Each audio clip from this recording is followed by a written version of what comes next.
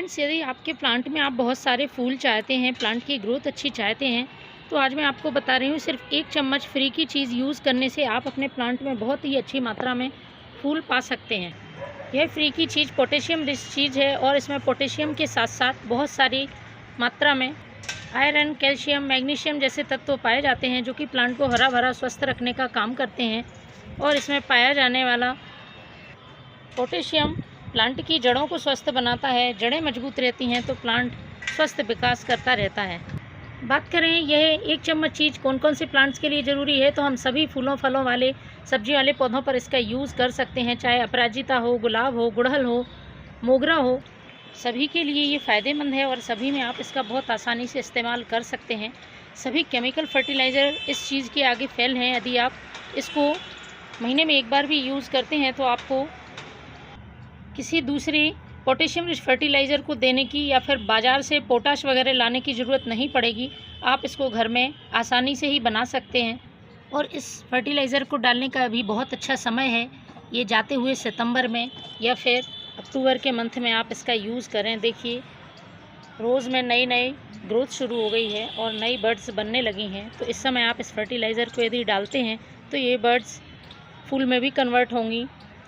साथ ही जो कलियां गिरने की समस्या होती है पौधों में, ख़ासतौर पर गुड़हल में कलियां गिर जाती हैं, तो वो भी नहीं होंगी, क्योंकि इस चीज़ में मौजूद कैल्शियम, आयरन, मैग्नीशियम और पोटेशियम जैसे तत्व प्लांट को बहुत मजबूत ग्रोथ देते हैं। और जब ब्रांचेज़ मजबूत रहती हैं या जड़ों से प्लांट को मजबूती मिलती है तो फिर प्लांट कलियां नहीं गिराता है और ये कलियां फूल में कन्वर्ट होती हैं।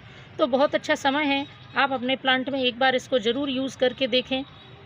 आप देखेंगे कि आपका प्लांट बिना किसी दूसरे बाज़ार के फर्टिलाइज़र के भी बहुत अच्छे फूल दे रहा है। लेकिन फर्टिलाइज़र डालने के पहले किसी भी प्लांट में मिट्टी की गुड़ाई करना ज़रूरी है। ख़ासतौर पर जब अभी बारिश का मौसम लगभग ख़त्म होने में है तो मिट्टी बारिश की वजह से टाइट हो जाती है और मिट्टी में जड़ों के अंदर बहुत सारे इंसेक्ट या फिर फंगस लग जाती है। तो मिट्टी की जब हम गुड़ाई करते हैं तो मिट्टी उलट पुलट हो जाती है और मिट्टी कुछ नीचे वाली मिट्टी बाहर आ जाती है। तो जो भी इंसेक्ट वगैरह होते हैं वो धूप के सामने आकर ख़त्म हो जाते हैं या चींटियाँ दूर हो जाती हैं। तो गुड़ाई एक बहुत ही ज़रूरी काम है प्लांट में करने के लिए। साथ ही जो जड़ों में हवा जाती है तो जड़ों का विकास बहुत अच्छा होता है। तो पहले आप इस तरह से गुड़ाई कर लें और मिट्टी को बहुत ही हल्का रखें। ये देखिए कितनी हल्की मिट्टी है, इस मिट्टी से प्लांट बहुत अच्छी ग्रोथ करता है।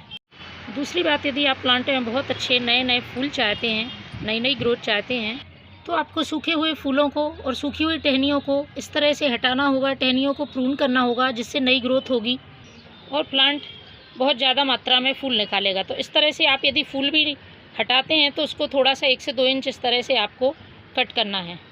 इसके बाद तीसरी बात आपको ध्यान रखने की है, किसी प्लांट में इंसेक्ट अटैक ना हो उसको दूर रखने के लिए आपको नीम ऑयल का स्प्रे करते रहना है, जिससे कि प्लांट हमारा बीमारियों से सुरक्षित रहे। चलिए बात कर लेते हैं वो कौन सी चीज़ है जो हमें प्लांट में डालनी है।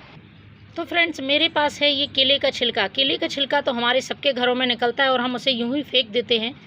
तो इससे हम फ्री का फर्टिलाइज़र बना सकते हैं। केले का छिलका आप अच्छी तरह से सुखा लें और उसका इस तरह से पीसकर पाउडर बना लेना है। तो फ्रेंड्स, केले को पीसने के लिए इसे बहुत अच्छा सूखा होना चाहिए इस तरह से, तभी ये पिसेगा। तो आप इस तरह से पाउडर बना लेंगे तो इसके बहुत सारे फ़ायदे हैं। केले को वैसे तो हम कच्चा भी यूज़ करते हैं, लेकिन उससे प्लांट में फंगस लगने का डर रहता है, तो फंगस नहीं लगेगी यदि आप इस तरह से पाउडर फॉर्म में केले को डालेंगे और किसी भी प्लांट को साइड इफ़ेक्ट नहीं करेगा। डालने का तरीका देख लीजिए आप।